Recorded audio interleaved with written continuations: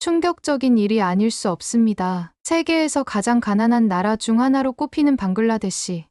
그 중에서도 다카 외곽에서 수시간 이상 떨어진 작은 마을 로알가온. 지도로 검색해도 잘 나오지 않는 이 마을에서 한국이라는 이름이 사람 하나의 생명을 살린 사건이 벌어졌습니다. 한 아이가 쓰레기 더미 위에 쓰러져 있었습니다. 맨발, 뼈만 남은 몸, 말라버린 입술, 혼이 빠져나간 눈빛. 하지만 아무도 구조하지 않았습니다. 그게 이곳에선 일상이었기 때문입니다. 배고픔은 당연했고, 약은 사치였으며, 학교란 꿈에서나 가능한 단어였습니다. 태어나서 한 번도 누군가의 손길을 받아본 적이 없는 곳. 누구도 이 마을에 관심을 가지지 않았고, 아무도 이 아이가 누군지 궁금해하지 않았습니다. 그런데 바로 그날이었습니다. 그날 오후 2시 15분, 마을 한복판에서 달려오는 낯선 사람. 낯빛이 달랐고, 말투가 달랐고, 가장 달랐던 건 그의 눈빛이었습니다. 그는 단 한마디도 하지 않고 아이를 품에 안았습니다. 오물이 묻은 몸을 망설임 없이 감쌌습니다. 그리고는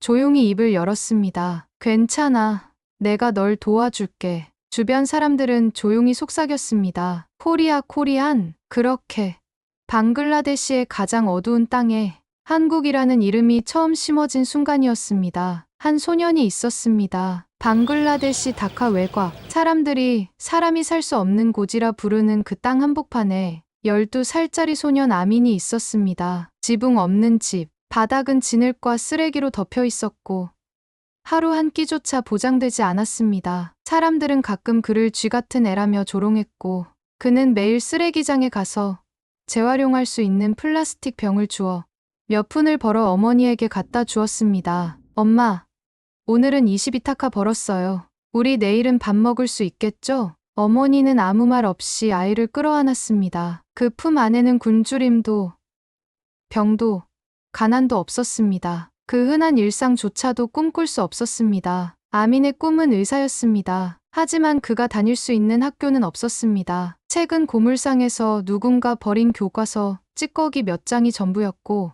연필은 쓰다 버린 몽당 연필 하나였습니다. 그런 아민이 책을 붙들고 있었던 이유는 단 하나였습니다. 텔레비전에서 우연히 본 하얀 가운을 입은 한국인 의사 때문이었습니다. 그 의사는 사람을 살리고 있었고 그 옆에는 한글로 적힌 이름표가 있었습니다.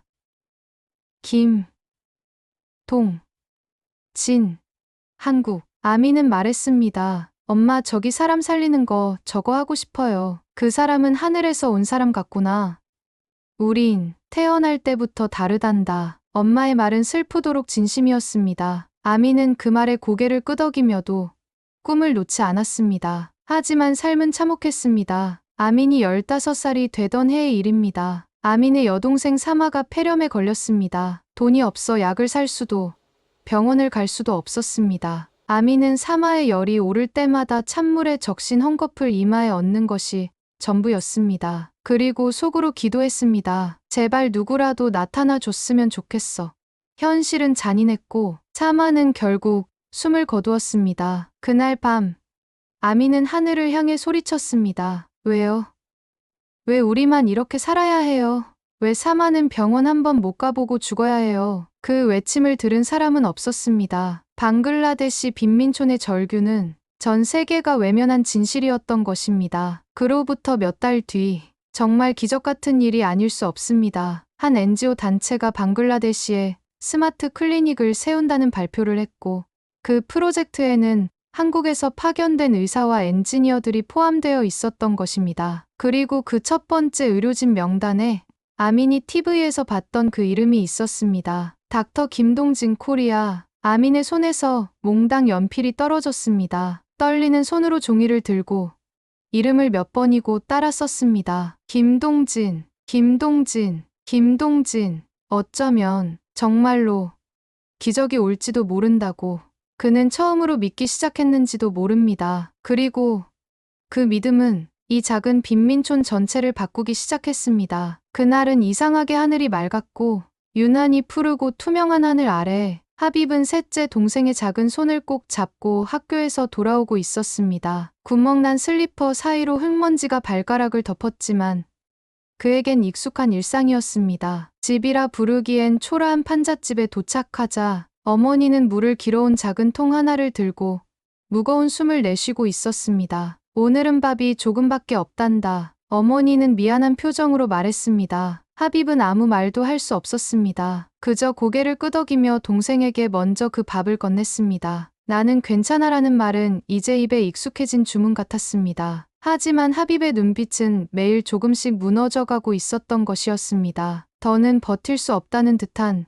묵직한 절망이 그의 어린 얼굴에 드리워졌습니다. 그러던 어느 날이었습니다. 학교에서 선생님이 갑자기 전교생을 운동장에 모았습니다. 오늘은 특별한 손님이 오셨습니다. 여러분에게 선물을 가져오셨어요. 아이들은 술렁였습니다. 이 마을에, 이 학교에 누가 손님으로 올 일이 없었기 때문입니다. 그때 하얀 셔츠를 입은 한국인들이 트럭에서 박스를 내리고 있었습니다. 박스에는 알록달록한 글씨로 희망상자라는 단어가 적혀 있었습니다. 아이들의 눈이 커졌습니다. 그 상자 안에는 지금껏 본 적 없는 문구 세트, 신발, 의약품, 그리고 하빕이 가장 좋아하는 축구공까지 들어 있었습니다. 이건 진짜야? 하빕은 말없이 축구공을 가슴에 안았습니다. 그는 태어나서 처음으로 새 물건을 받았던 것이었습니다. 매번 남이 쓰다 버린 것을 받았는데 처음으로 자기 것으로 주어진 선물이었던 것입니다. 한국인 봉사자는 하빕의 눈을 바라보며 천천히 말했습니다. 이제 시작이에요. 하빕이 꿈꿀 수 있도록 우리가 도와줄게요. 그 말은 하빕의 가슴에 커다란 파동을 일으켰습니다. 내가 정말 꿈을 꿔도 되는 걸까? 다음 날 또 다른 변화가 찾아왔습니다. 마을 한복판에 세워진 천막형 임시병원, 의료봉사단이 현지 주민들의 건강을 확인해주는 곳이었습니다. 하빕의 어머니는 처음으로 혈압을 재보았고 아버지는 무릎 통증의 원인을 알 수 있었습니다. 그동안 병원에 갈 엄두조차 못 냈던 사람들에게 한국이라는 나라가 의사와 약을 싣고 찾아온 것이었습니다. 아마 그때부터였을 것 같습니다. 하빕은 그날부터 달라졌습니다. 배가 고파도, 집이 무너질 것 같아도 그의 눈에는 미래가 생겼습니다. 나는 꼭 이 축구공처럼 튀어오를 거야. 그는 매일 땡볕 아래서 공을 찾고 흙먼지가 날리는 운동장에서 친구들과 경기를 했습니다. 마치 세상의 모든 시련을 발로 차버리듯이. 그리고 그 모습을 지켜보던 한국인 봉사자 중 한 명이 작은 메모를 남겼습니다. 이 아이는 언젠가 방글라데시의 별이 될 것이다. 그 누구도 몰랐을 것입니다. 이 작은 아이가 가난한 동네의 먼지 속에서 튀어오른 이 소년이 한국이라는 나라와의 만남으로 인생이 바뀌게 될 줄은 예고도 없이 찾아왔습니다. 우기의 시작을 알리는 첫 폭우가 하늘에서 쏟아지던 그날, 하빕의 마을은 마치 거대한 바가지가 뒤집힌 듯한 하늘 아래 고요히 잠겼습니다. 그래도 처음엔 아이들이 신나서 맨발로 흙탕물 속을 뛰어다녔습니다. 그러나 곧 물은 발목을 넘기고 무릎을 넘기더니 허리까지 차올라왔습니다. 판잣집들은 하나둘 무너졌고 사람들은 짐을 들고 뒷산으로 몸을 피했습니다. 하빕의 집도 마찬가지였습니다. 초라한 비닐 지붕은 바람에 날아갔고 구멍난 주방의 벽은 지늘게 무너져 내렸습니다. 엄마, 하빕은 어머니의 손을 잡고 물살을 헤치며 피신했습니다. 그러나 도착한 곳은 진흙범벅의 경사로였습니다. 그곳에서 어머니는 고열로 쓰러졌고 하빕은 작은 몸으로 어머니의 이마를 닦으며 떨리는 목소리로 되뇌었습니다. 엄마 괜찮아. 조금만 기다려. 곧 도와줄 사람들이 올 거야. 하지만 아무도 나타나지 않았습니다. 희망상자도, 한국에서 왔던 봉사단도, 환하게 웃던 그 얼굴들도, 그 어떤 도움의 손길도 볼 수가 없었습니다. 며칠이 지난 뒤 하빕은 젖은 이불을 말리고 남은 쌀로 물에 탄 죽을 끓이며 간신히 버텼습니다. 한때는 영어도 배웠고 컴퓨터도 만져봤고 한국의 애니메이션도 본 적이 있는 아이였지만 지금은 다시 원점이었습니다. 아니, 지금은 더 밑바닥을 드러내고 있었습니다. 어머니는 말라갔고 동생은 설사병으로 울음을 그치지 않았습니다. 그 무렵 마을에 한 가지 소문이 퍼지기 시작했습니다. 한국에서 다시 온대. 이번엔 태양광 패널도 가져오고 이동식 학교도 세운다더라. 또 그 사람들 진짜 무슨 생각일까?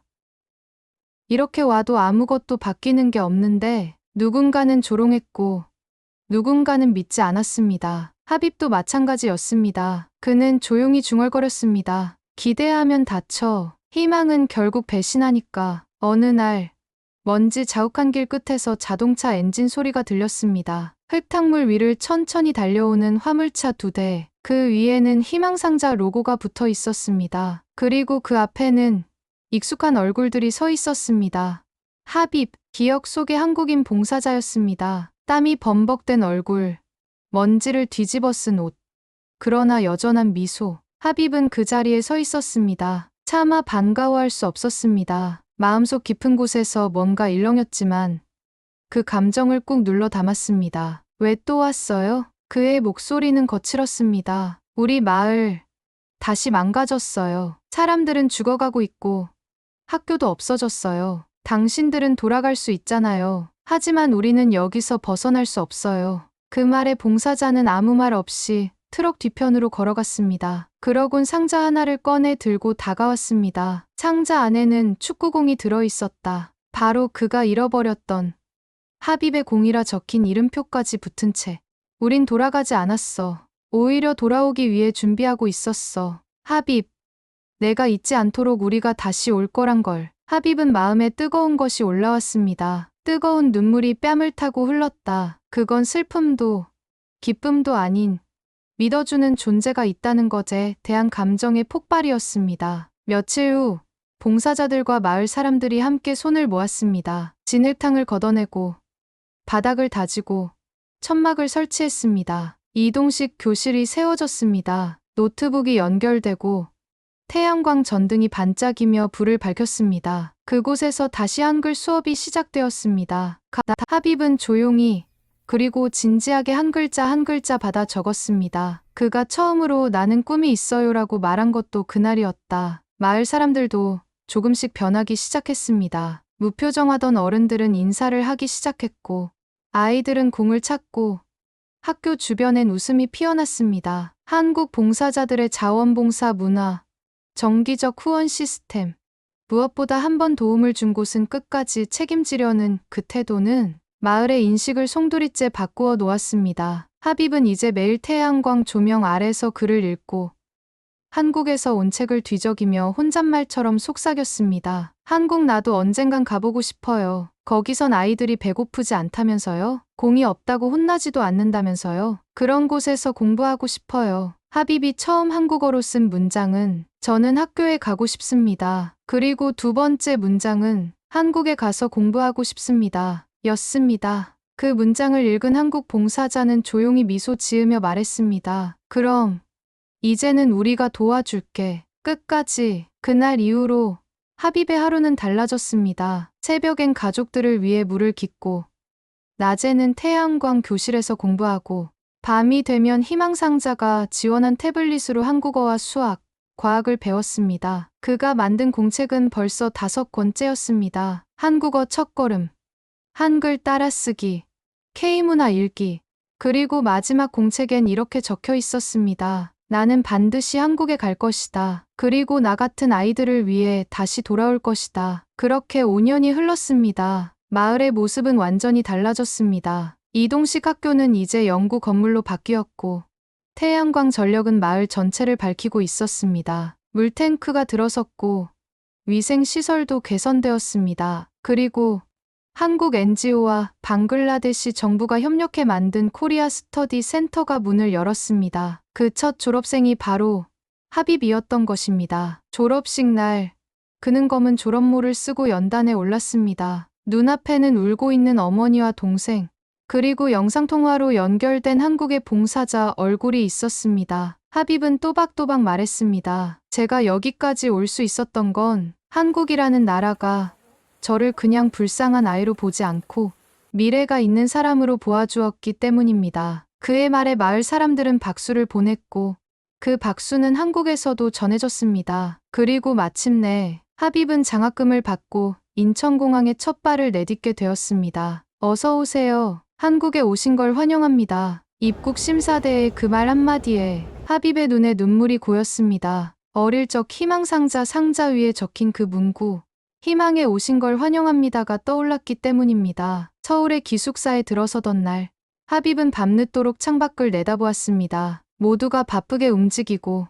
불빛은 끊이지 않았다. 한국은 이런 곳이었구나. 이런 곳에서 공부할 수 있다니. 하빕은 가슴이 벅차올랐습니다. 그가 입학한 곳은 바로 경희대학교 국제학과. 희망을 주는 사람이 되기 위해 그는 한국에서 공부를 시작했습니다. 말이 서툴고 문화가 낯설고 때로는 외롭기도 했지만 그는 늘 자신에게 말했습니다. 나를 믿어준 그 사람들을 위해 나는 절대 포기하지 않는다. 그리고 3년 후 하빕은 한국 정부의 지원을 받아 자신의 고향으로 돌아갈 수 있게 되었습니다. 이제는 개인 위상이 달려졌습니다. 국제협력 코디네이터로 비행기 안에서 그는 편지를 썼습니다. 그건 한국에 있는 봉사자에게 보내는 편지였습니다. 봉사자 선생님들, 저는 이제 어릴 적 저를 도와주셨던 그 모습처럼 다른 아이들을 돕는 사람이 되었습니다. 한국 봉사자분들께 저에게 보여주신 희망을 다시 제 나라에 전하고 싶습니다. 선생님들이 제 인생을 바꾸어 주셨듯이